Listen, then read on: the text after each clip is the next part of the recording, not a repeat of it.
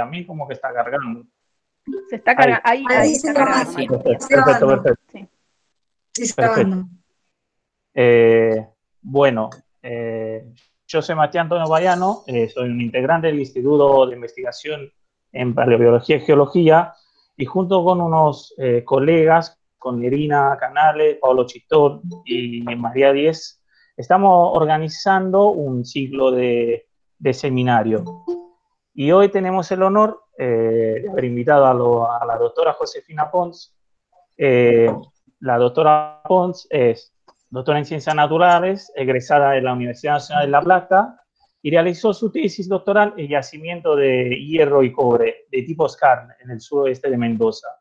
Y junto a su grupo participó en trabajos sobre pórfidos de cobre, oro y epitermales de oro asociado en los lugares de Altar y Agua Rica. Sus investigaciones están orientadas al estudio de la génesis de los depósitos minerales metalíferos y desde hace varios años está trabajando en depósitos de cobre, hospedado en rocas sedimentarias de la cuenca neuquina y en los depósitos epitermales de oro y plata del distrito de Andacollo. Es investigadora adjunta del CONICET, con lugar de trabajo en el Instituto de Investigación de Paleobiología y Geología, e integrante del Centro Patagónico de Estudios Metalogenéticos, liderado por la doctora Franchini, y además es profesora adjunta en Metalogénesis y Geología de Minas en la Universidad Nacional de Venezuela. Bueno, Josefina, si quieres empezar. Bueno, empezamos así, no atrasamos a toda la gente, que si no se va a hacer muy largo. Viernes. Bueno, empiezo entonces. ¿Se ve la pantalla? Sí, se ve. Una cosa sola, Josefina, antes que empieces, Sí. para todos los integrantes, pueden hacer preguntas en el chat que después, digamos, te la vamos a terminar a hacer al final de la charla. Así que si alguien tiene hacer duda, que la puede hacerla en el chat y después, digamos, te la hacen al final del seminario. Las preguntas, sí. La pregunta. Bueno, yo voy a empezar, agradecer a la universidad por haberme invitado a dar esta charla sobre la cuenca neuquina como ejemplo del rol de los hidrocarburos en la génesis de depósitos de cobre. Esto es un proyecto de investigación que lleva muchos años y que que participaron un montón de personas, entre ellas, todo el grupo del Centro Patagónico de Estudios Genéticos, investigadores también de otras instituciones nacionales, del CONICET, de la Universidad del Comahue, de la Universidad Nacional del Sur, también, gente que trabajó en la Secretaría de Energía y Minería, la Subsecretaría de Energía y Minería de la provincia de Neuquén, y un montón de investigadores también de internacionales como Patricia Patrier y Daniel Bufford, y Martín Ceballos también de la Universidad de San Juan, Javier Ríos de Brasil. Han participado un montón de investigadores y por supuesto mi grupo, Marta Franchini, Adolfo Giussiano, Agnes, Laura Bainotti, Laura Maidán, que colaboró en algunas partes de ponerla. Pero estamos todos juntos ahí. Voy a empezar primero para los que, como es una charla abierta y hay estudiantes, comentarles que los que hacemos metalogénesis tratamos de entender cuáles son los procesos o factores que llevan que un elemento esté en concentraciones muy por encima de las concentraciones medias de la corteza, para generar un depósito mineral. Por ejemplo, en este caso el cobre, 55 ppm es la concentración, partes por millón es la concentración media de la corteza, mientras que para formar un depósito, en general, tiene que tener concentraciones entre 0,5 y 1%. Es decir, nosotros tratamos de entender qué procesos hacen o llevan a que se genere esa concentración anómala. Para eso nos hacemos preguntas sobre cuál es la fuente de esos metales. Díganme si cambió la diapositiva, sí, ¿no? ¿Cuáles son las fuentes de esos metales?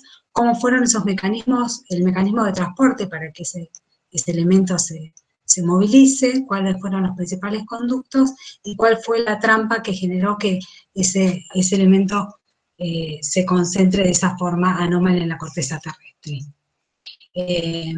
Bueno, para ello, nosotros hoy voy a hablar sobre los depósitos de cobre sedimentario, primero las generalidades, luego su distribución en la cuenca neuquina, qué es el sistema petrolero y qué importancia tiene, sobre diagénesis y alteración, mineralización, análisis de inclusiones fluidas, geoquímica de isótopos estables, y para después brindar un modelo evolutivo de estos depósitos en la cuenca neuquina. Bueno, esta diapositiva la robé o la tomé prestada de Hitzman, quien dijo que, bueno, que los depósitos de cobre... Josefina, Sí. discúlpame, ¿en qué diapositiva estás? Porque por lo menos yo estoy mirando una diapositiva donde está el emoticon, donde están las varias fuentes de transporte, conducta y trampa. No, temas a tratar, y ahora otra que es un depósito de cobre hospedado en roca sedimentaria. ¿No están en esa? Ahora cambió. Ahora está cambió. en un depósito de cobre hospedado en roca sedimentaria. Bueno, perdón, pero vamos a tener que hacer así, no tengo otra manera. Bueno, esta diapositiva la robé de una presentación de Hitzman que dio este año en los seminarios de la World Deposits Hub 2020, que él, bueno, describe, ¿no?, qué es un depósito de cobre sedimentario. Son depósitos que tienen sulfuros de cobre, cobre y hierro diseminados en venillas, están estratolificados y vinculados a cuencas que tienen que tener por lo menos niveles vaporíticos, que pueden llegar a ser fuentes de azufre o de cloruros, tienen que tener niveles de estratos rojos o capas rojas o red bed, van a escuchar mucho el tema de red bed, que son generalmente la fuente de cobre, y también algún reductante importante que pueden ser lutitas negras, carbonosas, ricas en carbón, o el mismo hidrocarburo, ¿no? Josefina, perdón si te molesto de vuelta. Dicen que mejor que se apague, capaz mejor si apagas la cámara. Puede ser que se velociza un poco. ¿Apago? Tu cámara, sí, tu cámara. Ahí. A ver, ahí. Ahora estamos en una diapositiva donde dice distribución espacial temporal. Bueno, una introducción leve a lo que son los depósitos de cobre a nivel mundial. Los depósitos de cobre sedimentarios se distribuyen en todos los continentes y desde el proterozoico al terciario. Sin embargo, los depósitos más importantes, los world class, como se dice en la jerga nuestra, que son los depósitos de clase mundial, se encuentran siempre en paleolatitudes entre los 20 y 30 grados de latitud, que han permitido el desarrollo de secuencias sedimentarias continentales rojas bien espesas y que gradan lateralmente o verticalmente a secuencias marino-marginales y también de ambiente profundo, que permiten esa configuración.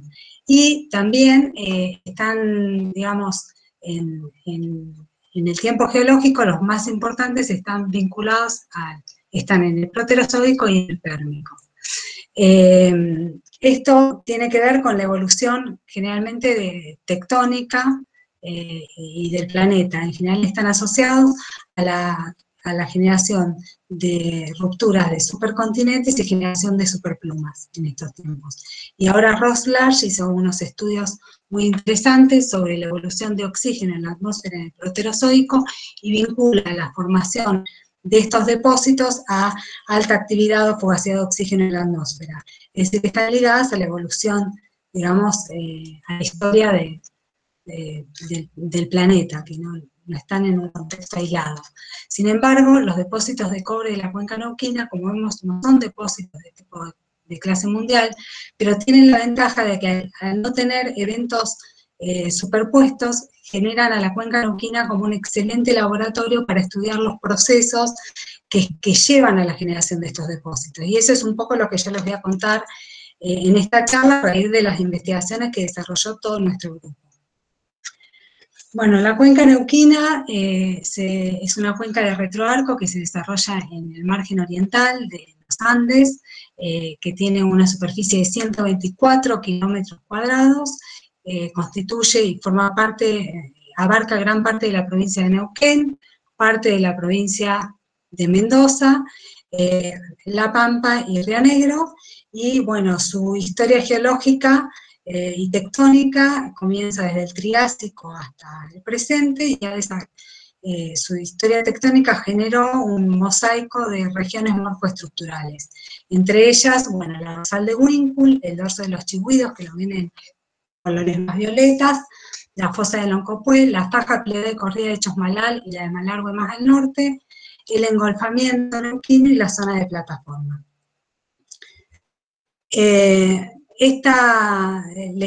Digamos, la cuenca neuquina se comienza a desarrollar en el Triásico con la depositación de depocentros aislados del Precuyo, de rocas volcaniclásticas, que luego se integran las cuencas aisladas en un depocentro único que registra varios eventos transgresivos y regresivos de ingresiones del mar Pacífico, que constituyen los grupos Cuyo, los grupos Lotena, Mendoza y Bajada del Abre. Finalmente, en el Cretácico superior se produce un evento compresivo que genera que esta cuenca de retroarco se transforme en una cuenca de antepaís y comiencen a depositar los depósitos continentales del Grupo Neuquén.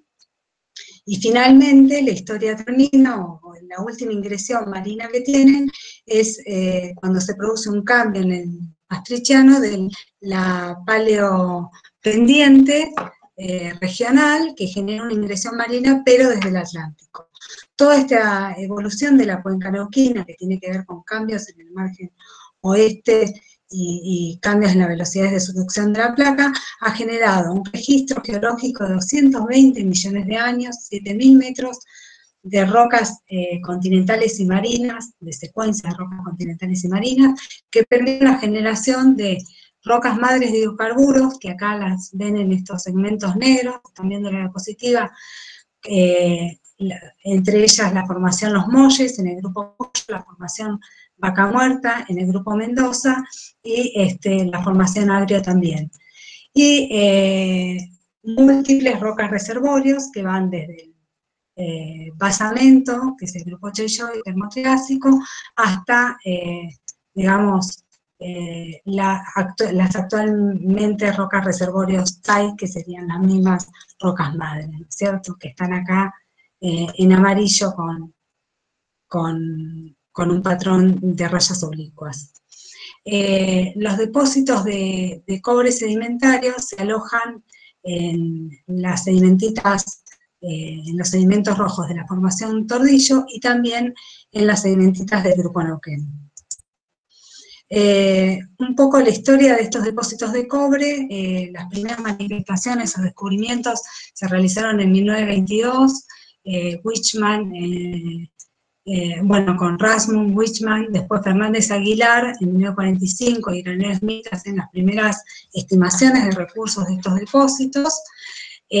Durante el plan cordillerano Núñez y Soto le asignan estos depósitos de cobre que están distribuidos, que no lo mencioné, acá en los puntos verdes en la cuenca neuquina, le asignan un origen hidrotermal, luego Reynoso en el 75 le asigna un origen sedimentario, finalmente Ramos en 1975 hace hincapié en la importancia entre la relación tectónica, la distribución estratigráfica y el cambio climático asociado a la generación de estos depósitos de cobre y su vinculación con fuentes reductoras.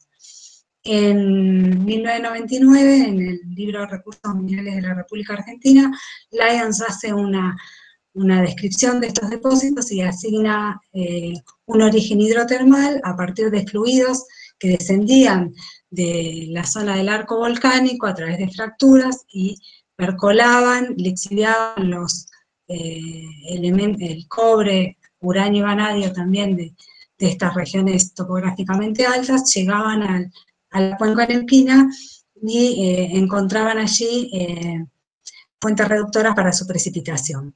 Y es el primero que empieza a hablar de lo que se llaman areniscas de color agua alterada. Se da cuenta que hay una relación espacial entre las areniscas alteradas y la presencia de cobre en estos depósitos y manifestaciones. Sin embargo, luego Giussiano, en el 2006, con otros autores, se da cuenta que si bien la distribución de los depósitos de cobre se encuentran distribuidos en prácticamente toda la cuenca neuquina, la mayor concentración y las más importantes se encuentran vinculadas a yacimientos hidrocarburíferos en subsuelo y también vinculadas a fallas. Y establece la hipótesis de que posiblemente estos fluidos mineralizantes migraron por los mismos canales que migraron los hidrocarburos y había una vinculación, por lo menos espacial, entre ellos. Nuestro grupo de investigación, a partir de esta idea y esta hipótesis planteada, decidió estudiar diferentes depósitos ubicados en distintas regiones de la cuenca neuquina y sobre todo los más importantes ubicados en la dorsal de Huíncul, en el dorso de los Chigüidos, en la dorsal de Huíncul, al norte y al sur. Entonces elegimos como zonas de estudio, que una de ellas fue, varias de estas zonas fueron motivo de la tesis doctoral de la doctora Rainoldi. El dorso de los Chigüidos, al norte de la dorsal el depósito Tordillo, Barra González y La Cuprosa, y al sur de la dorsal, como ejemplo, tenemos el depósito del Porvenir. Si miramos este mapa, están viendo el mapa, ¿no? ¿Me escuchan? Sí. Ahora está el mapa de la distribución de los depósitos de ocurrencia de cobre. Ay, perdón, pensé que se iba a cortar. No. Si miramos este mapa, vamos a ver que hay una correlación también en las rocas donde se encuentran alojados estos depósitos. En general, en estos colores verdes son afloramientos del grupo Neuquén, y vemos que todas las manifestaciones y los depósitos de cobre se localizan en el grupo Neuquén, en este sector. El grupo Neuquén es una secuencia de sedimentos fluviales, eólicos y lacustres someros, compuestos por intercalaciones de limolitas, limorcilitas, areniscas, que forman 1.200 metros de espesor, y que está compuesto por 3 subgrupos: el grupo Río Limaí, el grupo Río Neuquén y el grupo Río Colorado, que a su vez está compuesto por el primer grupo por la formación Candelero, Huíncul y Lisandro, el segundo por la formación Portezuelo y Plotier, y el tercer grupo por la formación Bajo de la Carpa de Anacleto. Nosotros seguimos la estratigrafía de ramos.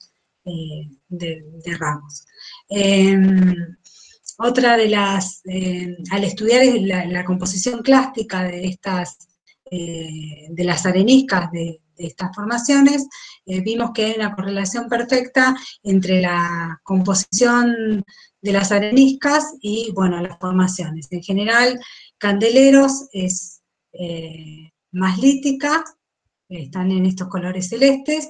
La formación Huíncul tiene mayor participación de feldespatos y se clasifica en el campo de las litorenitas feldespáticas, y la formación Portezuelo ya cae en el campo de las feldarenitas y areniscas feldespáticas. Es decir, que hay un aumento, en la proporción de cuarzo y feldespato a medida que nos movemos en la secuencia estratigráficamente hacia arriba, hacia la zona superior de la secuencia sedimentaria. Los depósitos de cobre están alojados principalmente en la formación Huíncul, en la sección media, y en la formación Portezuelo. Acá los colores que yo usé para graficar esta columna estratigráfica no son para que queden lindos, sino para resaltar esto que decía Lyons, ¿no? Que las areniscas estaban decoloradas. O sea, siempre estos depósitos están hospedados en bancos de areniscas alteradas o blanqueadas, o bleaching, como se dice en inglés. Un ejemplo de ello lo podemos ver en estas fotografías. El ejemplo más excepcional de la alteración regional se da en el dorso de los chihuidos, donde se puede ver, digamos, el Wingpool, la formación Wingpool todavía con su coloración rojiza, y cómo el contacto neto con una formación Wingpool alterada. En el prospecto, en el depósito Tordillo, ya toda la formación Wingpool está alterada, a excepción de algunos niveles de arcilitas que conservan sus coloraciones rojizas, y en la formación Portezuelo, en Barda González, también pasa exactamente lo mismo. Sí. Josefina, me parece que se trabó la presentación. ¿Dónde estamos? ¿En Diagénesis Grupo Neuquén? No. A ver, porque a mí me sale directamente que no hay nada, no sé a otras personas. Roca Hospedante, del Grupo Neuquén, aparece. A ver. ¿Se trabó? Por favor, poner el puntero láser para señalar. A ver.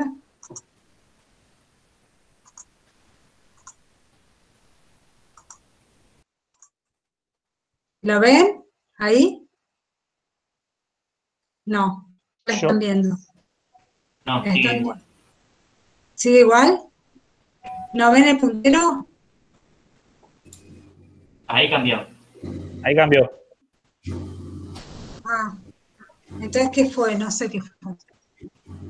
Porque no me desconecté, si no se me hubiera... ¿Me ven o no? ¿Ven Diagénesis Grupo Neuquén? Sí, con las tres fotos. Con las tres fotos. Hasta ahí habíamos llegado, ¿no? Hasta bueno, ahí acá la fotografía inferior, como les comentaba, es una fotografía que muestra los aislamientos de la formación Wingpool en el dorso de los chihuidos, donde se ve que la formación Wingpool presenta un contacto neto entre las areniscas rojas y las areniscas alteradas. ¿Se ven acá? ¿Lo ven? La fotografía del medio es la formación Wingpool en la zona de la dorsal de Wingpool, ¿sí? en el depósito Tordillo, donde está alterada y donde lo único que se mantiene rojizo generalmente son los niveles de llanura, de planicie de inundación, los niveles finos, ¿sí? De borde de canal. Y en la fotografía de arriba, la superior, es la formación Portezuelo, ¿sí? Los bancos de canales, las fases de canales más gruesas de la formación Portezuelo, y por abajo, que se ve el color rojizo, es la formación Lisandro con que está constituida por limo-arcilitas. Ahí vieron todo. No se ve el puntero, José. Usa el puntero para señalar. No sé dónde sacarlo. Acá, a ver, ahí. A ver. No me sale. No. Acá, puntero láser. A ver. Ahí. ¿Ahí lo ven? Yo no lo veo. No, yo tampoco. Aparece, yo lo tengo acá. Yo no lo veo, Josefina. A ver, esperemos un ratito, porque me parece que es el retardo. ¿No se ve? No. Quizás cliqueando. Ahí sí, ahí se ve. ¿Ahí se ve? Ahí salió, sí. Ahí lo veo. Ah, bueno, lo que yo les estaba comentando es cómo vemos acá que en los niveles más finos, ¿sí? Se preserva o se ve la coloración rojiza típica de los red beds, mientras que en los niveles gruesos, de las fases más gruesas de la formación Portezuelo, se presentan, digamos, totalmente decoloradas las areniscas, ¿sí? Ahí pasé un mapa, ¿lo llegan a ver? No, capaz que retrasa un poquito. Ahí, ahora sí, ahora cambió. Entonces, cuando yo cambio, aviso para que ustedes me digan y no hable sobre una imagen que no están viendo. Bueno, vamos a hablar primero, bueno, los depósitos localizados en el dorso de los chihuidos. El dorso de los chihuidos es una estructura regional que tiene una orientación septentrional de 70 kilómetros de longitud, que forma un anticlinal asimétrico, ¿sí? Desarrollado durante la tectónica andina, que levantó y exhumó todas, y generó esta estructura, ¿no? Este anticlinal tiene un limbo mucho más inclinado hacia el oeste y una inclinación mucho más suave hacia el este. Y bueno, los depósitos del dorso de los chigüíos se encuentran en el flanco oriental de este anticlinal asimétrico, donde afloran las sedimentitas de la formación Rayoso, y en discordancia angular se encuentran las sedimentitas de la formación Candeleros del grupo Neuquén, la formación Winkle, la formación Lisandro, Portezuelo, Bajo de la Carpa y Anacleto, y estas formaciones están cortadas por diques basálticos terciarios y parcialmente cubiertas por coladas basálticas del Aucamagüida cuaternaria. Si ven el mapa, no adrede, la formación Winkle está dibujada en dos colores, en un color verde y en un color blanco. El color blanco está mostrando la alteración regional, vean el tamaño del halo de alteración que tiene Winkle en el sector del dorso de los chigüíos. Es decir, estas pertenecen a las areniscas decoloradas. Las motas estas de color negro que ven en el mapa son zonas donde están indicando que toda esta arenisca decolorada tiene impregnaciones de hidrocarburo, ¿sí? Y como vemos acá, las mineralizaciones en esta región están hospedadas en estas areniscas alteradas. A ver. Ay. La estructura, este es un corte, una sección transversal a la zona del mapa que estábamos viendo, este-oeste, donde se ven cómo las fallas invertidas del rift de la cuenca neuquina durante la orogenia andina llegan a cortar la base del grupo Rayoso. ¿Lo llegan a ver en la sección? Sí, sí. Y algo interesante, bueno, los estudios de Zamora Balcarce indican que los episodios de mayor levantamiento de esta estructura del dorso de los chigüíos se dieron en dos etapas principales, una entre los 20 y 24 millones de años y otra a los 14 millones de años, y que esto provocó la erosión de 750 metros de columna sedimentaria que estaba por encima del grupo Neuquén, bueno, por encima del grupo Neuquén. Otra cuestión interesante que vemos que estas fallas conectan, ¿no es cierto?, las rocas madres de hidrocarburos, en este caso molles y vaca muerta, con las rocas reservorios, que esto es Molichinco, y también con la base de este Rayoso, ¿sí? Luego, trabajos de Martín Ceballos sobre interpretaciones nuevas, interpretaciones de secciones sísmicas, permitieron definir modificación, anomalías en los reflectores sísmicos e interpretarlos como producto de chimeneas de gas actuales que están emanando desde las rocas madres hacia la superficie, ¿sí? Los depósitos que se localizan al norte de la dorsal de Winkle, Tordillo y Barda González, también se alojan, como ven en este mapa, en areniscas decoloradas, con impregnaciones de hidrocarburo, que están, en este caso, Tordillos, el prospecto Tordillo está en la formación Winkle, mientras que Barda González y la Cuprosa se hospedan en la formación Portezuelo. Todos los proyectos de cobre, como vemos en el mapa, en colores negros, están vinculados a yacimientos hidrocarburíferos en subsuelo. Tordillo está muy cerca del yacimiento Rincón de Mangrullo, Barda González y Cuprosa de Guadabaguales, y en el dorso de los chigüíos también hay yacimientos hidrocarburíferos en subsuelo. La dorsal de Winkle, donde se alojan estos depósitos de cobre, es un lineamiento regional de 270 kilómetros de longitud que Zubiri y Silvestro interpretaron como producto de una convergencia oblicua que generó un fallamiento dextral de fallas transcurrentes con segmentos transpresivos y transtensivos que generaron estas estructuras en flor positivas, ¿sí? y reactivaciones de fallas inversas del rift triásico.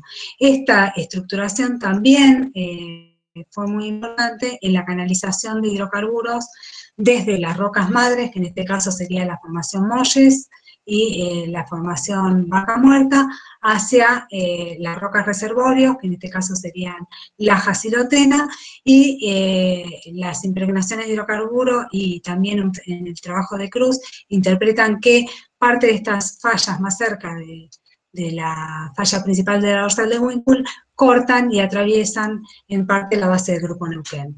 Es decir que han permitido la migración de hidrocarburos hacia estos estratos superiores.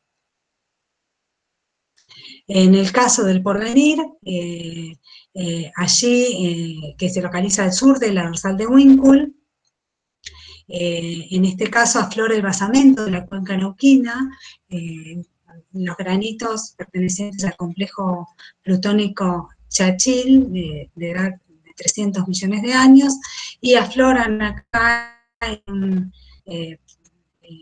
un tren noreste-sudoeste, las rocas del grupo Cuyo y parte del grupo Mendoza.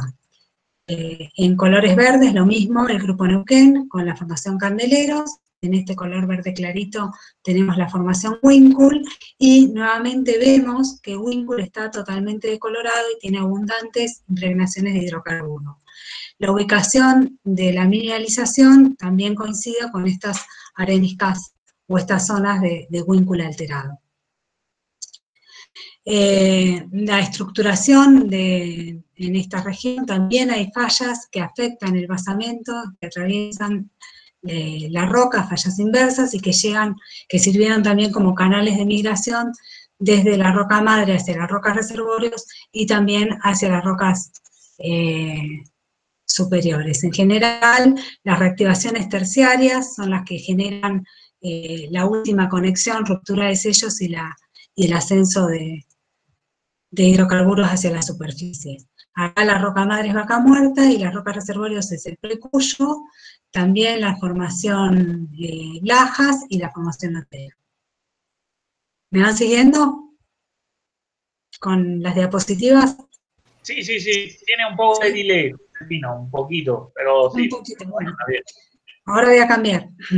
Bueno, una de las preguntas que nos hicimos con el grupo fue determinar, bueno, cuáles eran las diferencias entre esas areniscas alteradas y esas areniscas y las areniscas no alteradas.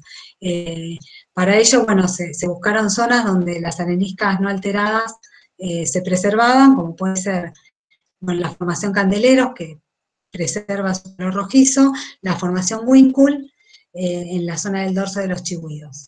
Y bueno, lo que caracteriza a las areniscas rojas es la presencia de un cemento de matita terrosa que rodea los granos y que también altera y está diseminada en la pasta de los líticos volcánicos, reemplaza los minerales máficos y le da esa típica coloración rojiza.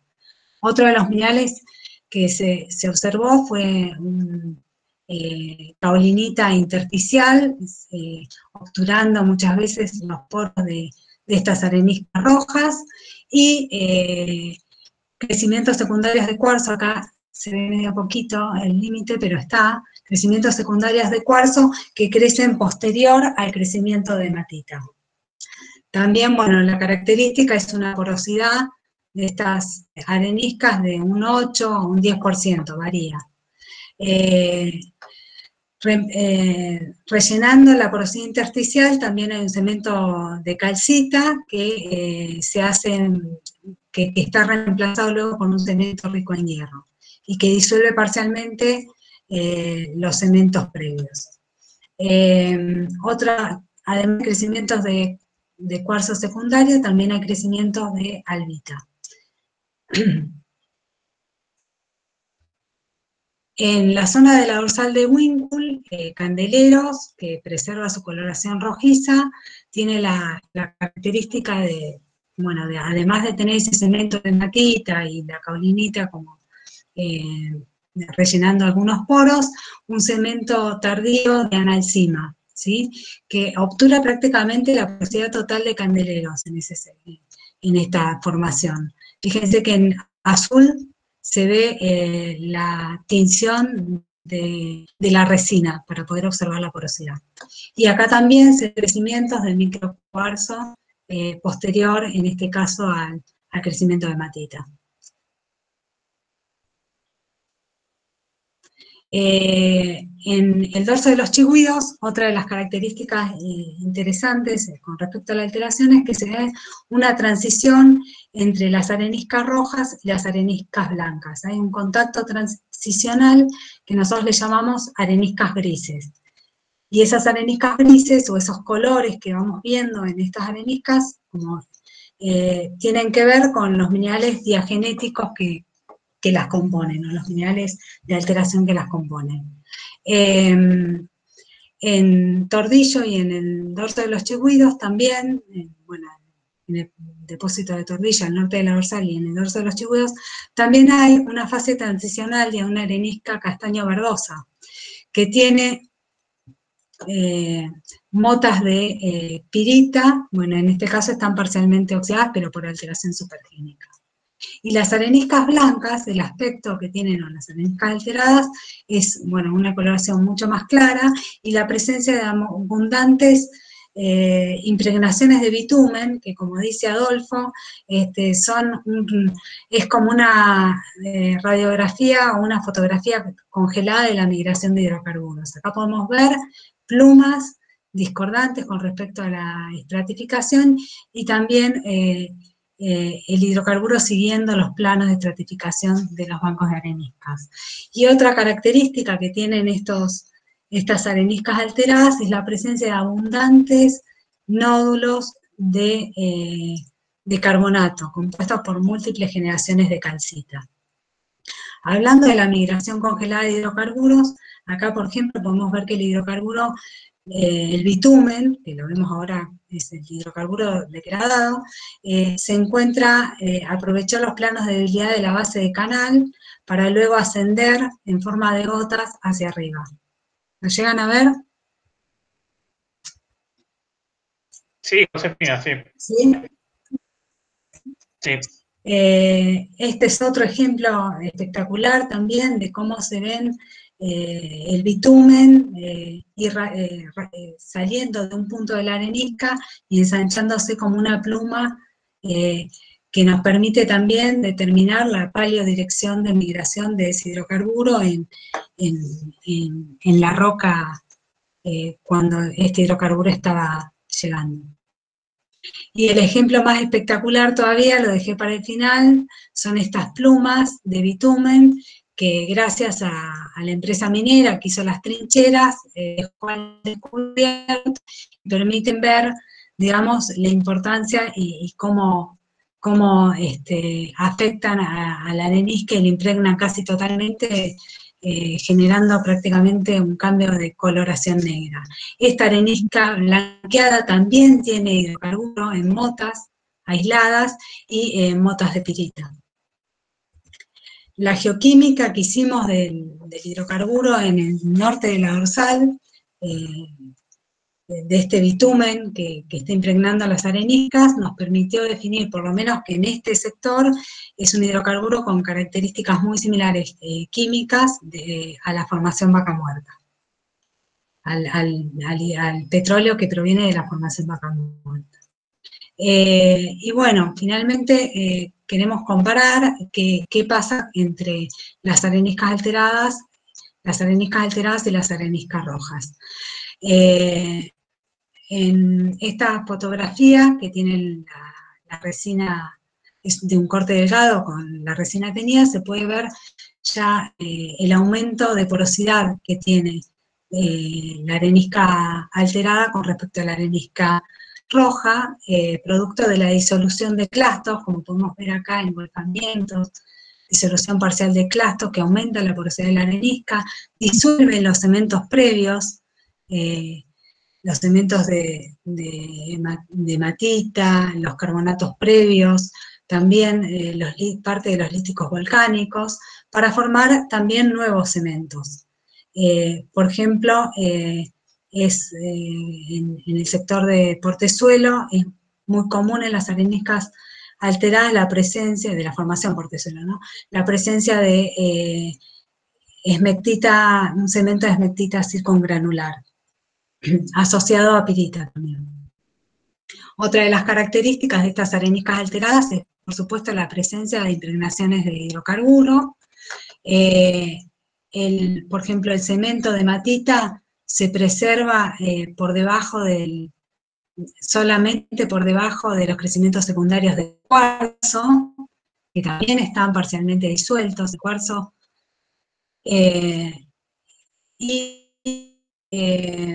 También, bueno, los cementos carbonáticos, que muestran múltiples generaciones de cementos carbonáticos, que presentan luminiscencias bastante fuertes, y que se hacen más luminiscentes con el contenido de manganeso en estos carbonatos. Estos carbonatos generalmente incluyen una pirita framboidal previa, como la que les había mostrado yo hoy en la fotografía de las areniscas castaña verdosas.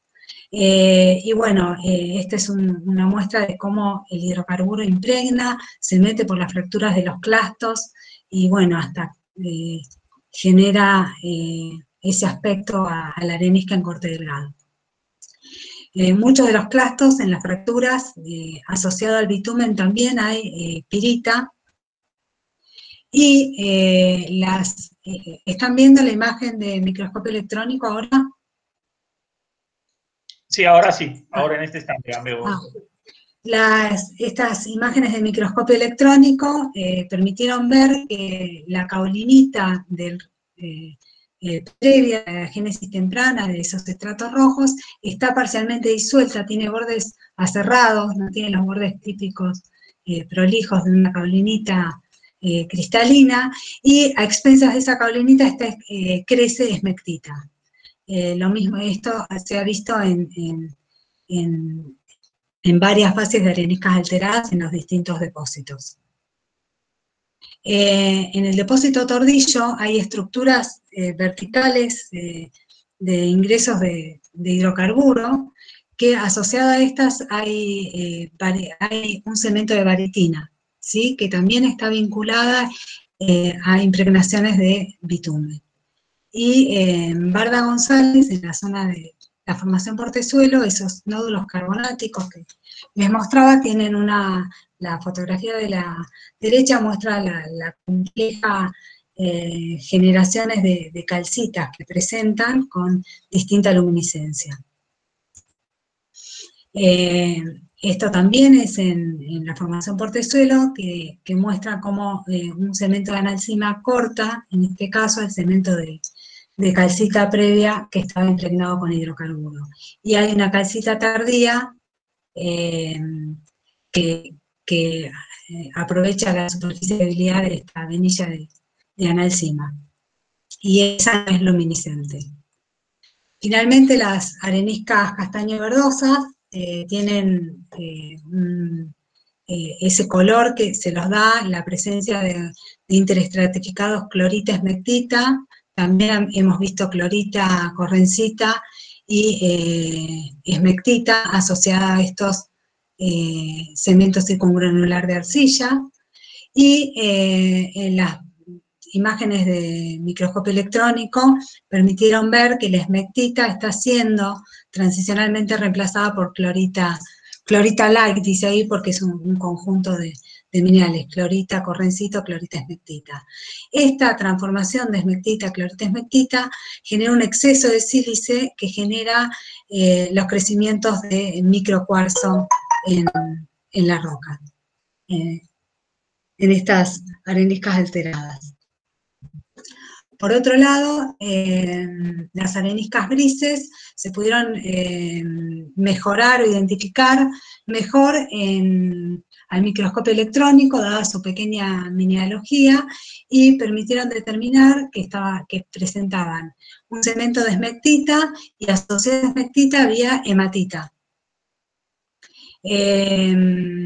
Esa hematita, ahora van a ver en la siguiente fotografía, se identifica mejor. A ver. ¿Me están escuchando? ¿Hola? Sí, Josefina, escuchamos. escuchamos. Esta hematita, al utilizar imágenes de electrones retrodispersados, permitieron identificarla mejor, y después hicimos análisis de EDS para determinar la composición, y es una hematita rica en vanadio. Esta es la característica de esa fase gris que yo les había comentado en la transición entre la arenisca roja y la arenisca blanca, ¿sí? La presencia de hematita asociada a esta hematita rica en vanadio.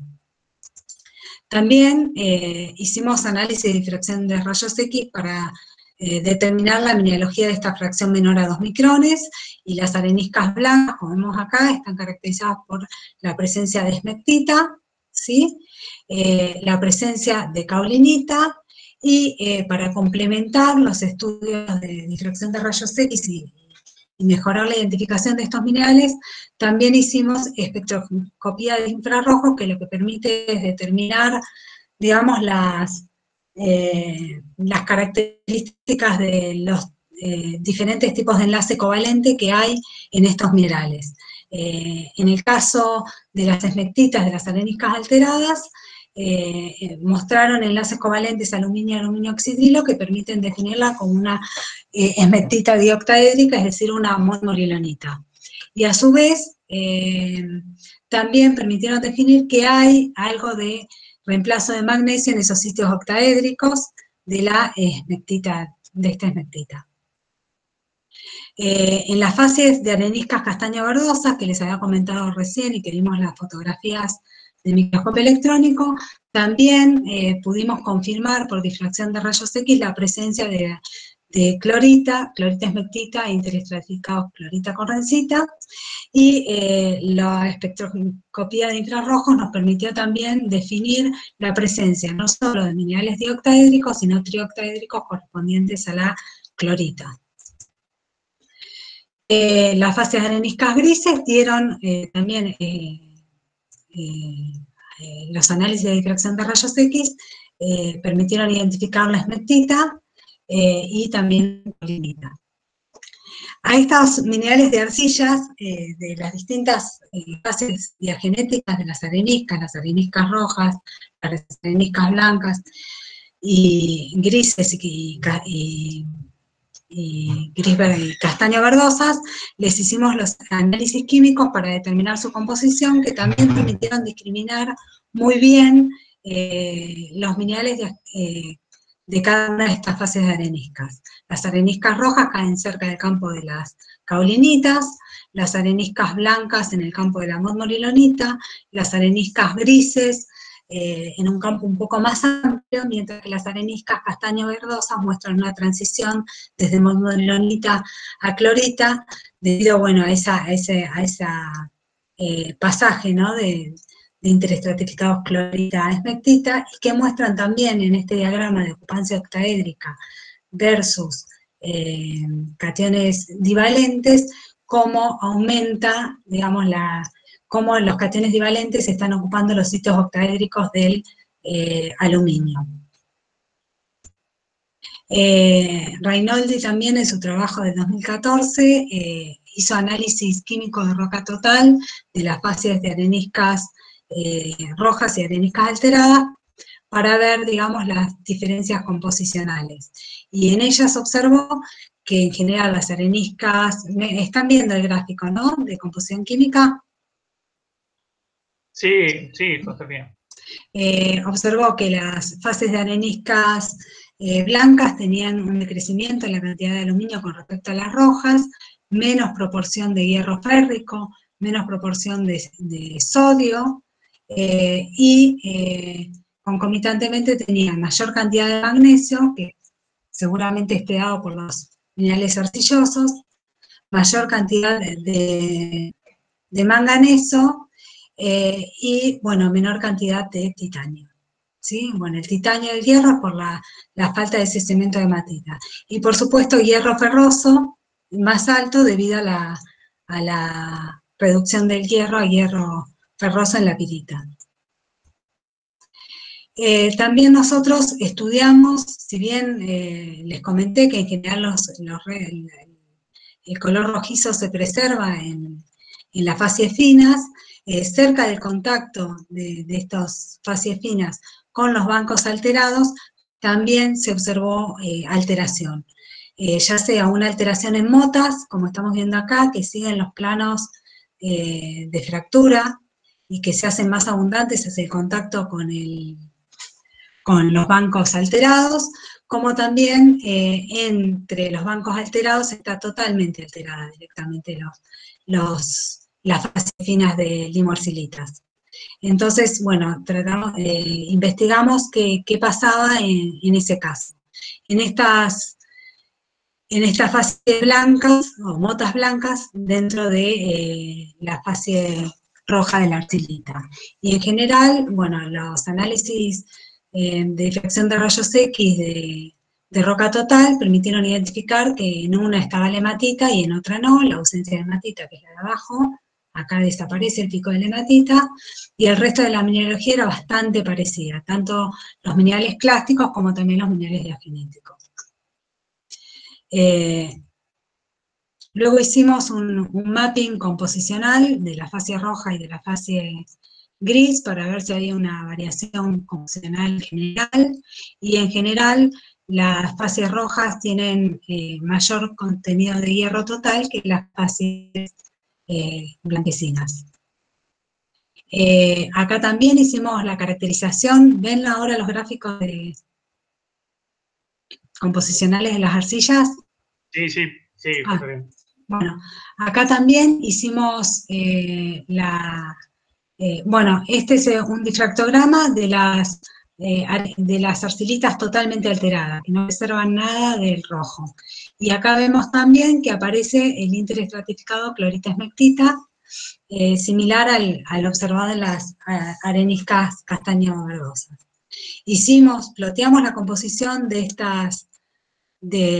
las arcilitas rojas, de las motas blancas y de las arcilitas totalmente alteradas, y vimos que también había cambios composicionales, con un aumento en la cantidad de magnesio, de cationes divalentes, en las arcilitas totalmente alteradas. O sea que también acá la composición química de estas arcillas son indicativos de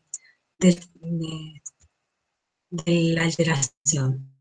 Finalmente, bueno, estos minerales de alteración que observamos y su distribución en la formación Winkle y en la formación Portezuelo nos permite primero decir que los hidrocarburos ingresaron en estas formaciones, migraron y gatillaron un montón de reacciones de óxido-reducción que generaron disolución de cementos previos que aumentaron la permeabilidad de las areniscas, como vimos, a 38%, que generaron la movilidad y la disolución de la hematita para formar luego a expensas de hierro y con disponibilidad de azufre pirita. También disolvieron los líticos volcánicos y los cementos previos, y esos elementos fueron incorporados en los minerales arcillosos cerca del frente redox, como podemos ver en las arcillas, en las areniscas verdes y en las areniscas grises hacia el frente redox. Bueno, y también la generación durante la transformación de la esmectita, clorita esmectita, la generación de microcuarzos overgrown, y por supuesto la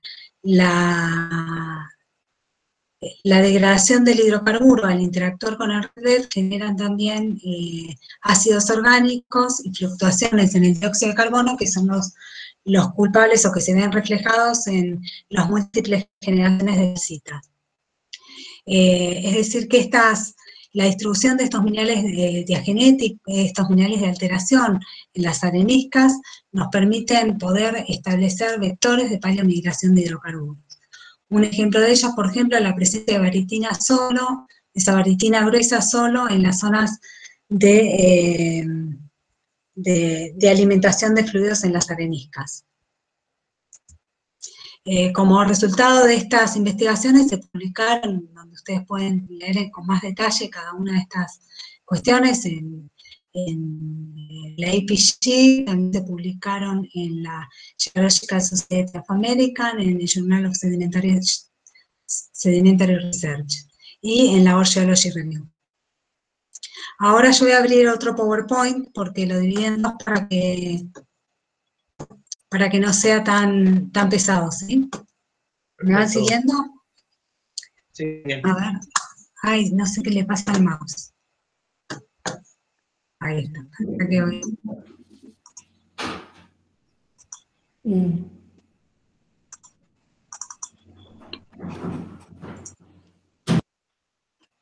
Lo cierro. Y ahora, acá. A ver ahora. ¿Se abrió? ¿Ahí la pueden ver? Ahí va. Bueno.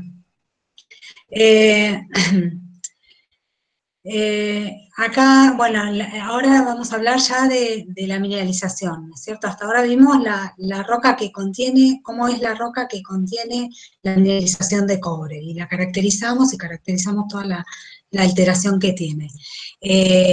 La mineralización de cobre, como ven acá en esta columna, está sintetizada, está hospedada en las areniscas alteradas, ¿sí? Tanto de la sección media de la formación Winkle, como también en la formación Portezuelo.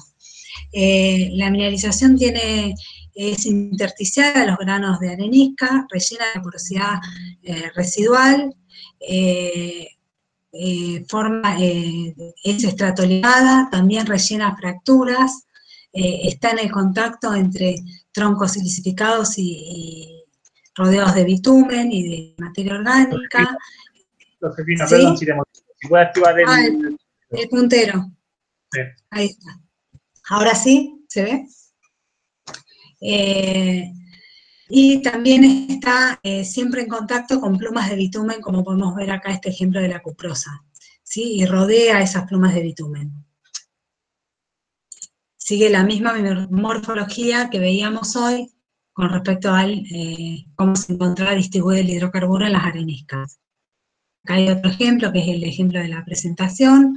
Este es en el prospecto, en el depósito Tordillo, donde hay, digamos, en ese sector, hidrocarburo, calcosina y, bueno, minerales supergénicos de cobre.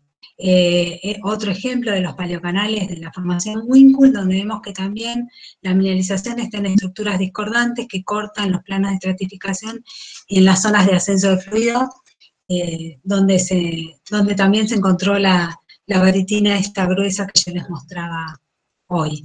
Y siempre también está diseminada, al igual que el hidrocarburo, en toda la roca.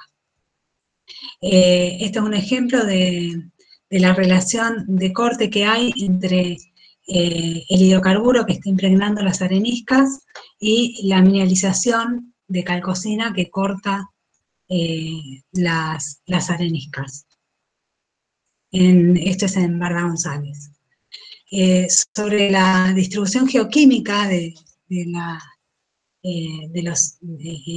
estos depósitos, la mineralización de cobre, o las principales anomalías de cobre, se encuentran en las areniscas alteradas, como vemos acá. Esto es a lo largo, es una sección perpendicular a los paleocanales, y también las anomalías de vanadio están o coinciden con esas areniscas grises que veíamos hoy. En el depósito Tordillo, al norte de la dorsal de Winkle, vemos lo mismo, las anomalías de cobre coinciden con las zonas de areniscas alteradas, y las anomalías de vanadio están como rodeando esas zonas de areniscas más alteradas. En el prospecto Tordillo hay también anomalías de de uranio saltuarias en distintas zonas y que generalmente coinciden con zonas de minerales supergénicos de uranio y vanadio. Acá estamos al norte de la dorsal, en el depósito de Barda González, donde también pasa lo mismo. La mineralización de cobre está principalmente, las mayores anomalías esta es una sección perpendicular a los paleocanales, ¿no? Y la mineralización de cobre coincide con las zonas de arenisca, alteradas y gruesas. Y la de vanadio está rodeándolo. Aquí en Barda González hay anomalías de plomo que se encuentran por debajo de las anomalías de cobre y de vanadio, y anomalías de molibdeno que coinciden con las anomalías de cobre. Esta es una sección en el depósito El Porvenir, donde también volvemos a ver exactamente lo mismo, como la mineralización está hospedada en las areniscas alteradas. La mineralización en estos prospectos, o en estos depósitos, está compuesta por minerales del grupo de la calcosina. Este es un ejemplo del dorso de los chigüidos, donde la pirita previa está cortada y parcialmente reemplazada por minerales del grupo de la calcosina. En este caso se ve yurleíta y presenta trazas de plata de hasta 0,71%. En Barda González, la mineralogía también está compuesta prácticamente por minerales del grupo de la calcosina, pero se han visto trazas de calcopirita en algunas fracturas de clastos de cuarzo y relictos de bornita rodeados de minerales del grupo de la calcosina. Estas análisis de microsonda electrónica permitieron determinar que esta calcosina tenía trazas de plata y también de molibdeno. En el depósito Tordillo, la mineralización está compuesta por bornita y calcopirita. La bornita y calcopirita solo se pudo ver en la zona de los tubos de cobre de alimentación de fluidos. Luego, en el resto de los bancos de arenisca, lo que hay es calcosina. Minerales de calcosina. Y bueno, acá podemos ver cómo la bornita y la calcopirita están rodeados por minerales, por digenita, y bueno, y luego reemplazo por cobelina. La mineralización general siempre está en contacto con hidrocarburos. Ahí se ve, y se ve cómo está asociada a estas fracturas que rompen los clastos y atraviesan la roca. La calcosina, hicimos análisis de láser ablation en las calcosinas de Tordillo y dieron anomalías o cantidades trazas de zinc, hierro, bismuto, plata, cobalto, algo de vanadio y trazas de oro. En el Porvenir, la mineralogía, que es al sur de la dorsal, hay relictos o parches de bornita relíctica rodeados de minerales del grupo de la calcosina, y a su vez también se ve trazas de pirita temprana. Hay yurleíta y calcosina reemplazando pseudomórficamente cristales de pirita, y bueno, minerales tardíos de supergénicos. La mineralización en estos depósitos, tanto en Barda González como en Tordillo, no había claramente un mineral asociado a los minerales de mena, y en el Porvenir y en el dorso de los chigüidos hay una calcita que está asociada a estos depósitos, que bueno, acá la podemos ver con esta mucho más luminiscente que esta calcita 2, que está asociada a la alteración. En Tordillo, perdón, que me fui, si bien la mineralización no está vinculada directamente a un mineral de ganga, lo que sí vemos es que la mineralización está entre la baritina 2, que está vinculada al evento de alteración, y una baritina 3 que localmente la corta. ¿Sí? Es muy finita y corta el cristal de calcosina. Los minerales supergénicos que están en estas muestras es brochantita y minerales de óxidos de cobre y manganeso, que están siempre cerca de la zona del sulfuro, bueno, cobelina, por supuesto, y luego de la brochantita, paragenéticamente, hay minerales, en el caso de Tordillo, minerales de las micas, llamadas las micas de uranilo, que tienen, digamos, carnotitas, franchovelitas, que son unos vanadatos de uranio, bario y calcio, y como podemos ver acá, están rodeando e incluyen la brochantita y la calcosina. En Barda González en la cuprosa predomina como mineral supergénico la azurita y la malaquita, y las relaciones texturales permiten ver que la azurita es previa a la malaquita, indicando diferencias en la fugacidad de dióxido de carbono durante su precipitación. El mineral más extendido en todos los depósitos, más ampliamente distribuido y más extendido y más tardío es la crisocola, y en Barda González también se identificaron cloruros de cobre.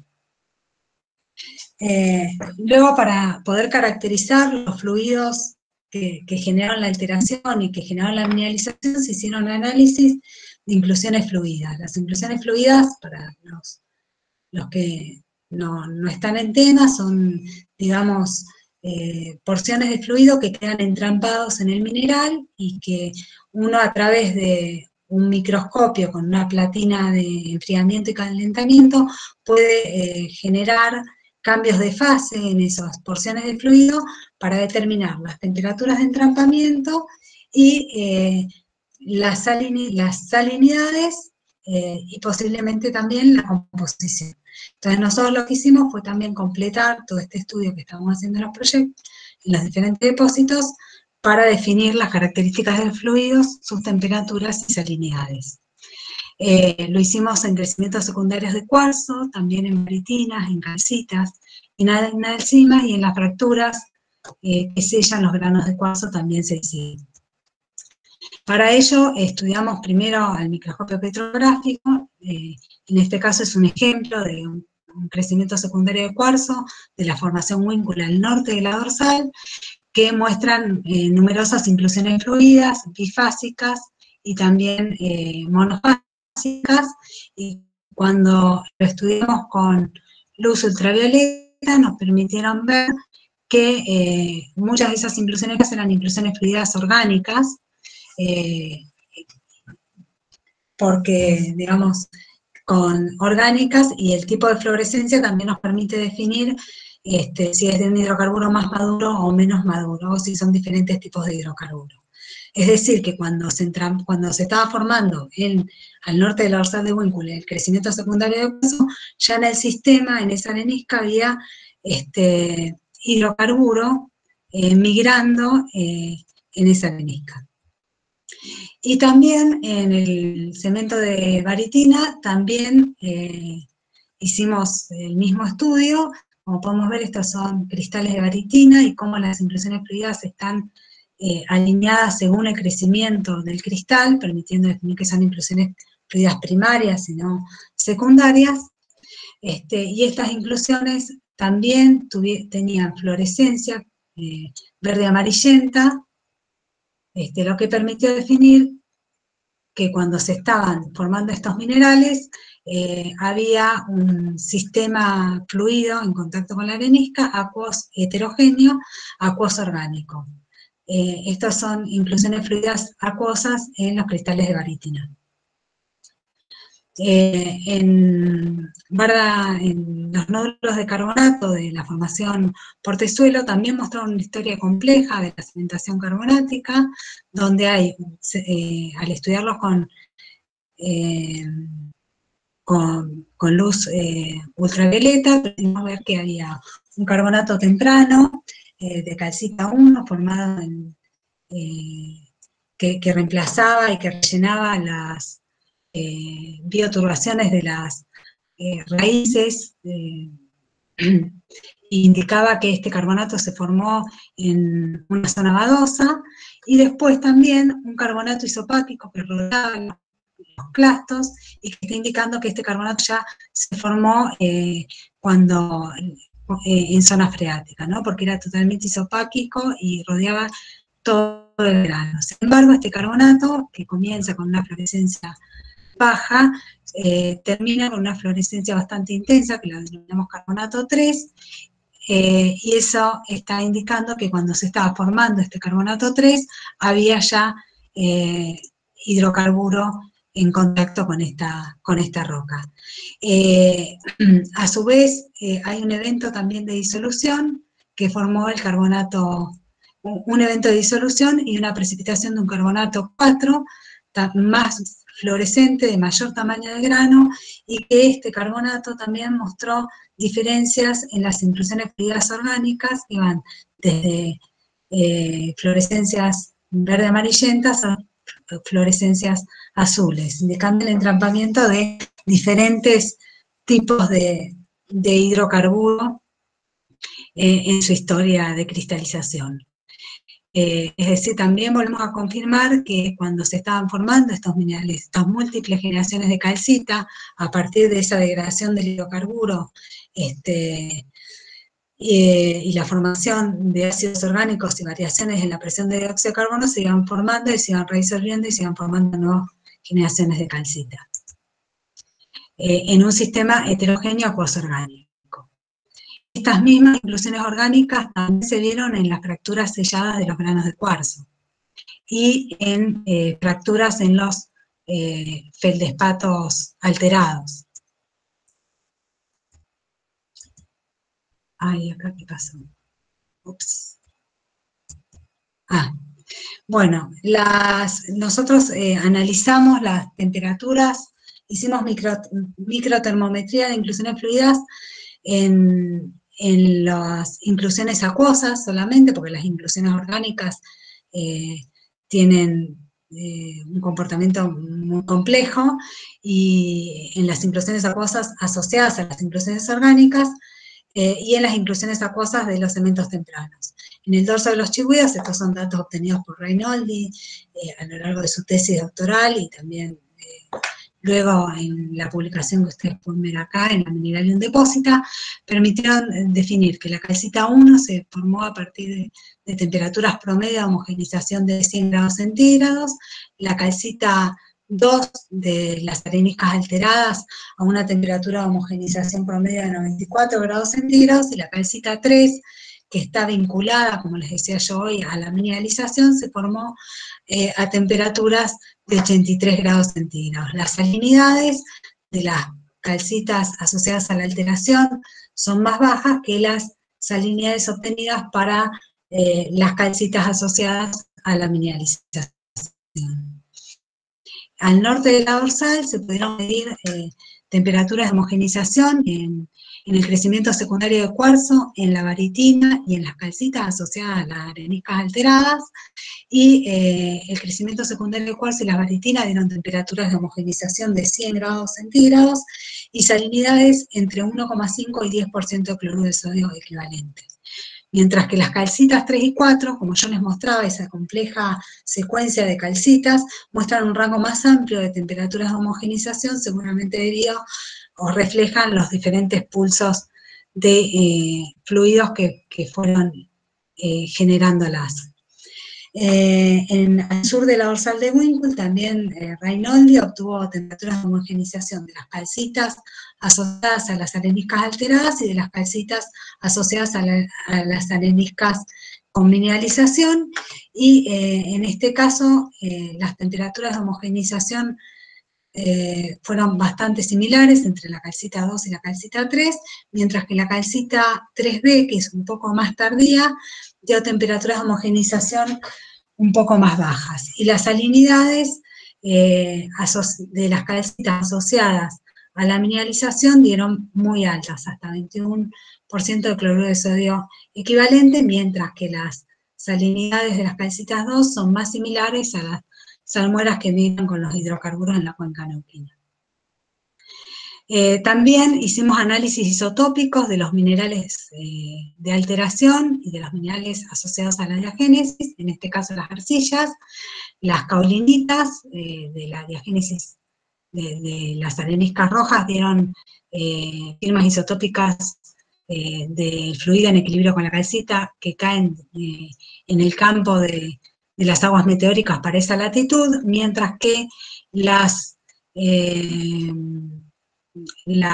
firmas isotópicas de los minerales arcillosos asociados a las areniscas alteradas dieron firmas isotópicas más livianas con respecto al deuterio, indicando la participación seguramente de hidrógeno vinculado al hidrocarburo generado durante la degradación de los ácidos y la generación de ácidos orgánicos. Están indicando la interacción de esos ácidos orgánicos.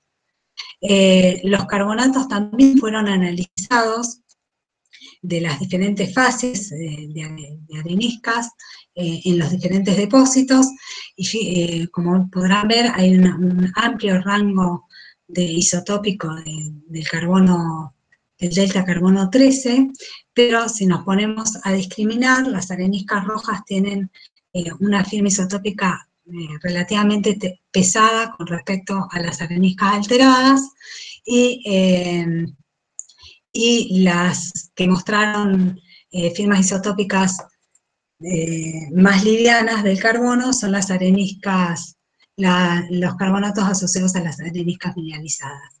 En general, esto lo que muestra es un incremento de la participación del carbono orgánico durante la precipitación de estos carbonatos. Esto mismo también se observó en los nódulos carbonáticos que hoy les mostraba tempranamente, donde se ve un aligeramiento de la firma isotópica hacia los bordes externos de los carbonatos. Seguramente producto también de la incorporación del carbono orgánico a esos carbonatos, ¿no? Hay una mezcla, parte del carbono inorgánico y parte del carbono orgánico, que forman firmas intermedias, y acá hay una mayor participación del carbono orgánico. Y en este es el rango, la firma isotópica del bitumen, que se encuentra impregnando estas areniscas, que también vemos que es una firma isotópica bien liviana. Y las calcitas tardías, como la que les mostré en la fotografía que corta la vainilla de encima, tienen firmas isotópicas pesadas, nada que ver con estos carbonatos que se formaron a partir de la degradación del hidrocarburo. También hicimos análisis isotópicos, ¿me van siguiendo? Yo pregunto porque ya veo que estoy hablando sola. Perdone.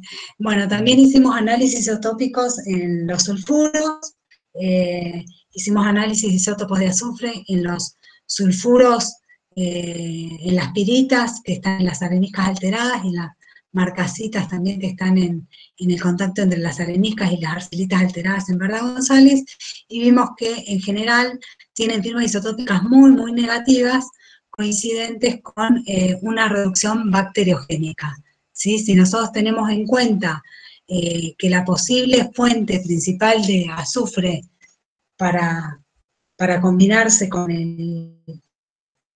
el hierro puede ser el azufre de la disolución de las evaporitas de la cuenca que migraron junto con los hidrocarburos, esta firma isotópica en relación a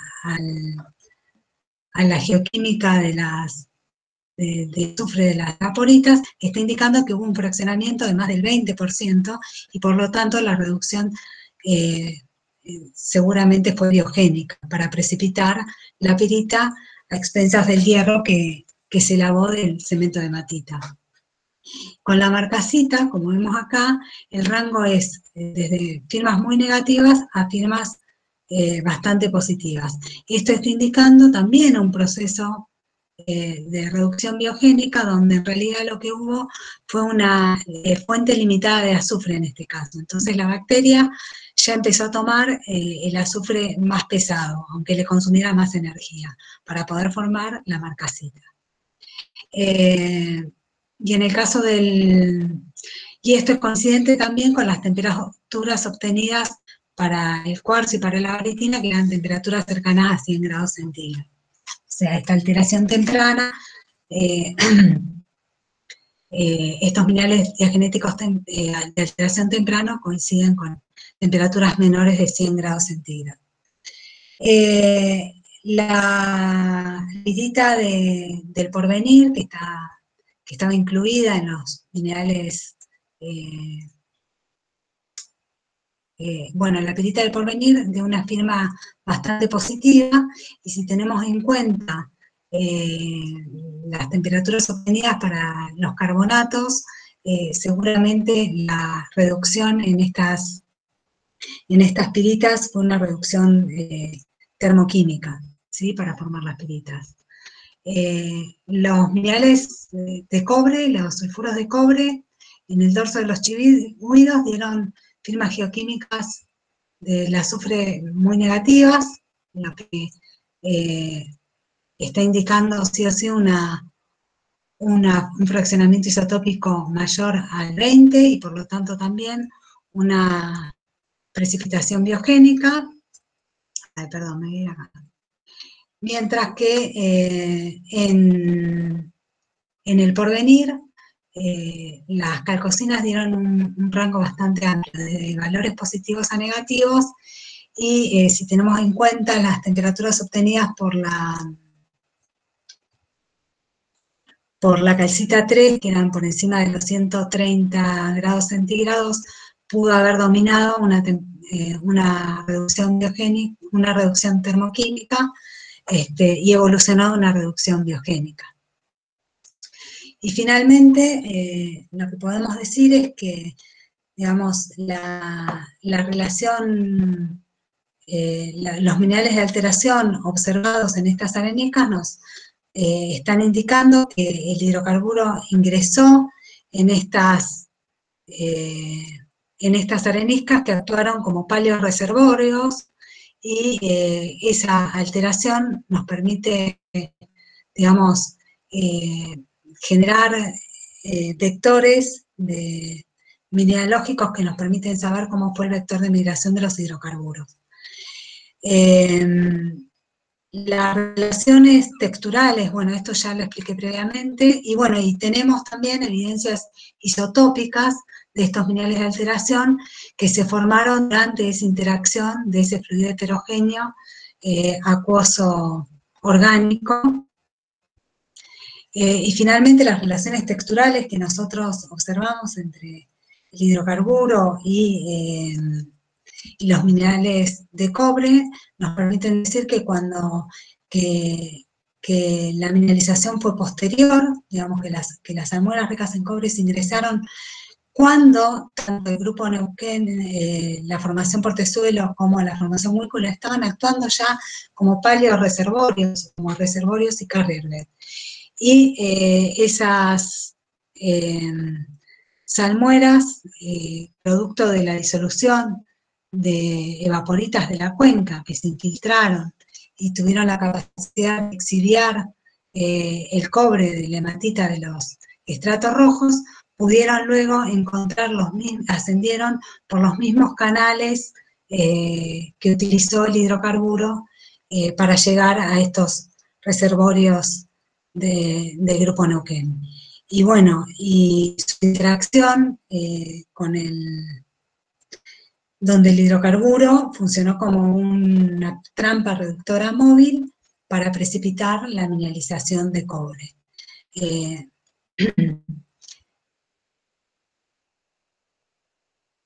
Bueno, también durante los eventos siguientes de reactivaciones tectónicas se produce la exhumación de estos depósitos de cobre que erosionan parcialmente estos depósitos y también generan la alteración supergénica que vimos. Entre ellos, bueno, los óxidos de cobre, carbonatos, urovanadatos, crisocola y bueno, hematita y guetita supergénica en la pirita.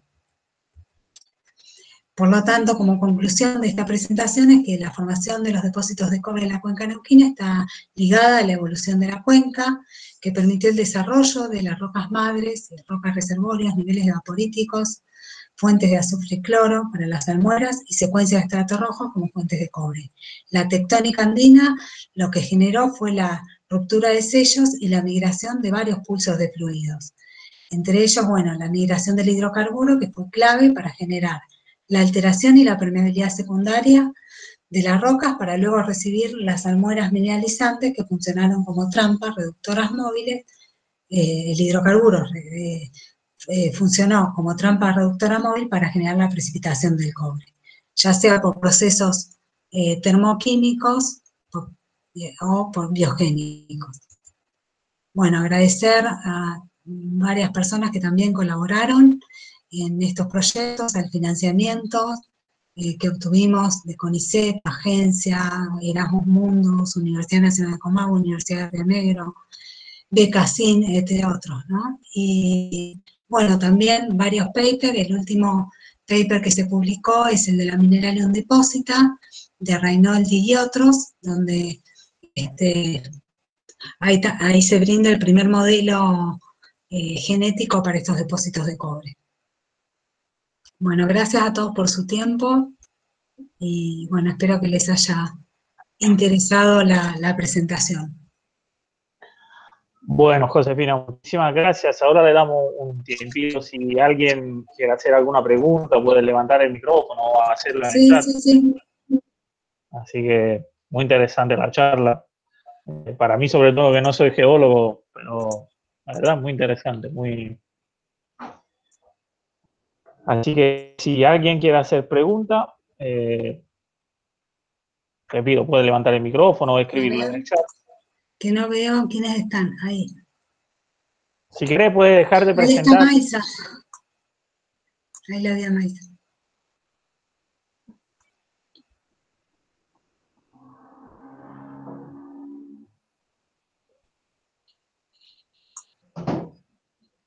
Ahí te felicitan, José. En el... Me dice tremenda cantidad de datos. Bueno, es datos obtenidos no por mí, por todo el grupo nuestro que bueno. Adolfo tiró la bomba del cobre sedimentario y nosotros fuimos detrás.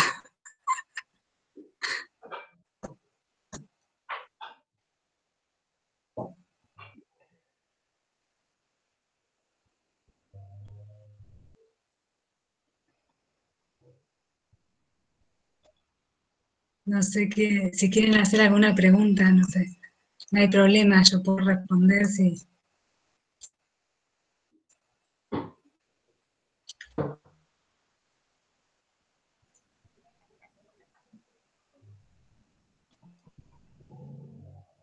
Puede ver el chat, ¿no, Josefina? Sí, estoy mirando, a ver si hay Dale, alguna... porque te están agradeciendo, te están felicitando.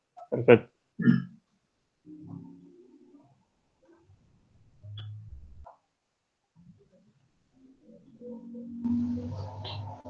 Ahí hay una pregunta. Sí. ¿La puede leer? La mineralización de uranio en agua botada. No sé exactamente en agua botada cómo es la mineralización de uranio. Lo que sí sé que, bueno, que en la cuenca neuquina hay mineralización de uranio en otras zonas, que lo que pasa es que el uranio es mucho más móvil que el cobre y las fuentes también pueden ser diferentes. En este caso, el prospecto Tordillo, que es el que estudié yo, la mineralización de uranio está dispersa y generalmente minerales supergénicos. Lo que yo interpreté, que está publicado en el trabajo de la Raga, también es que, digamos, que el uranio seguramente fue lavado durante la alteración supergénica del hidrocarburo, porque hemos encontrado en algunos sectores uranio, anomalías de uranio en la superficie del bitumen a través del microscopio electrónico. Pero no quiere decir que todo el bitumen venga del hidrocarburo. Es complicado porque tiene mucha movilidad. va a haber varios ciclos de removilización del uranio, ¿no? Obvio que estas salmueras pudieron haber movilizado uranio también, porque el uranio en condiciones oxidantes es móvil y puede precipitar en un frente redox. O sea, si vos me decís, ¿dónde buscaría uranio en estos depósitos y en ese frente? Donde estaban las anomalías de vanadio, por ejemplo. Contesté a la pregunta, no sé si quieren... Ahí te hace como una aclaración en el chat. Porque está en Jepo, Neuquén, aflora... No entiendo. Sino que hable. Sí, hola, buenas tardes. Sí. Sí, no sé si me escuchan bien. Sí. Ahora sí. Pero me llamó la atención porque, bueno, yo trabajé en YPF, soy geólogo de petróleo, y ahí hay grandes afloramientos de hidrocarburos en el grupo Neuquén, y está la mina Agua Botada de uranio. Nunca la visité a la mina en concreto, pero me llamó la atención de que si no podía haber una asociación con esos tipos de origen. Sí, puede ser. Yo no lo estudié y no te puedo contestar, sería muy chanta de mi parte, pero puede ser. Puede tener un origen. Pero lo que te decía, el uranio es más complejo porque se pone en movimiento más fácil, ¿no? Cuando está con valencia más 6. Bueno, muchas gracias. No, por favor. Ahí hay otra pregunta. Sí, ahí Seba me pregunta los procesos supergénicos. En este caso, los procesos supergénicos no hay una zona de enriquecimiento supergénico. O sea, porque, digamos, el clima árido, estas mineralizaciones, lo que no mencioné fue la edad, son terciarias. Y el clima era similar al que tenemos ahora y bastante árido. Entonces no hay posibilidades de generar movilidad grande de aguas meteóricas que se infiltren y generen un enriquecimiento supergénico. No. Por ejemplo, la bornita y la calcopirita están en el mismo lugar que la brochantita y que los otros minerales supergénicos. No se movió. Sí.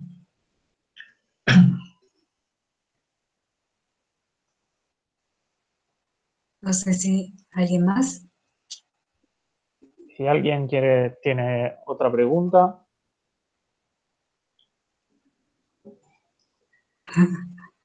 Gracias, Marcelo. Sí, me interesa ahí, soy Luis Salvarredi de Energía Atómica. Nos interesa la parte de Neuquén. Tenemos unos intereses en zonas que están cercanas a algunas mineralizaciones de carbonatos de cobre. Y estamos recién recorriendo esas zonas y para estudiar un poco más el subsuelo. Así que me enganché muy tarde con esta conferencia que me parece interesante, y bueno, después quiero tener alguna bibliografía de la que están produciendo ustedes. Bueno, sí.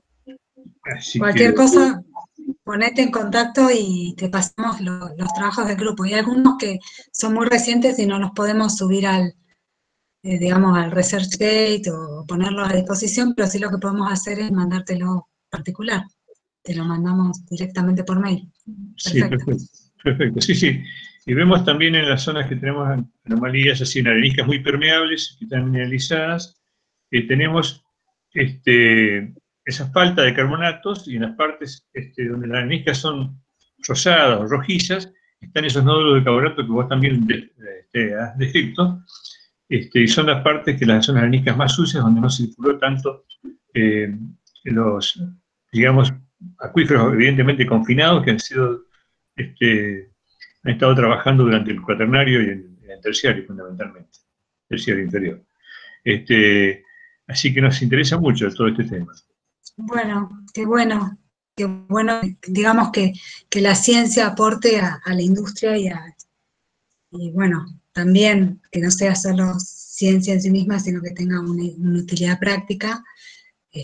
Así que bueno, me alegro que sea útil la información. Sí, nos interesa reconstituir todo ese cuadro geoquímico, digamos, que tendríamos para caracterizar los diferentes paquetes de areniscas, fundamentalmente cómo trabajaron para la migración de estas salmueras, que iban acompañadas con los hidrocarburos, y todo ese impacto que han producido, han ido haciendo cambios en la arenisca, y desplazando evidentemente los carbonatos hacia otras partes.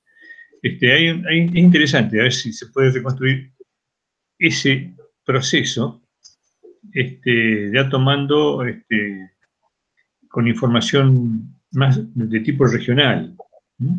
Claro, sí. A través de información de muchas perforaciones petrolíferas. Sí.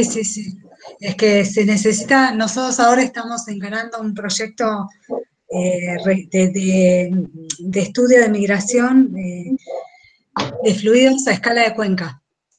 Así que nuestra idea es, digamos, el grupo seguir avanzando, pero ya a escala de cuenca. Ahora nos centramos en la dorsal la dorsal de Huínculo y el dorso de los Chigüidos, porque eran las zonas donde había los prospectos los depósitos más importantes, pero la idea es ahora extendernos y abarcar, digamos, toda la cuenca neuquina y entender cómo migraron los fluidos y la mineralización que fue generando la migración de estos fluidos. Sí, la verdad que teníamos que trabajar en combinación, ¿no? Porque la idea también es justamente hacer una especie de transecta de información desde el bordo de los Chigüidos hasta Catriel, por ejemplo. Claro. Sí, de hecho ahora uno de los proyectos que queremos estudiar se llama El Manzano y está en el límite, en el sur de Mendoza. Sí. Y también tiene características similares. Todos los proyectos tienen pequeñas variaciones, ¿no?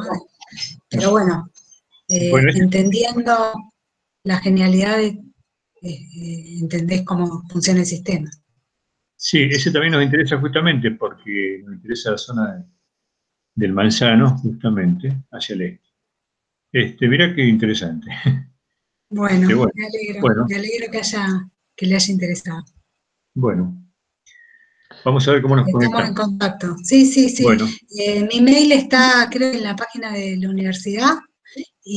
O yo les pongo mi mail acá. Para el que quiera pedirme los papers o los trabajos o quiera hacerme una consulta, les pongo acá en el chat. Ahora se los mando. Bueno.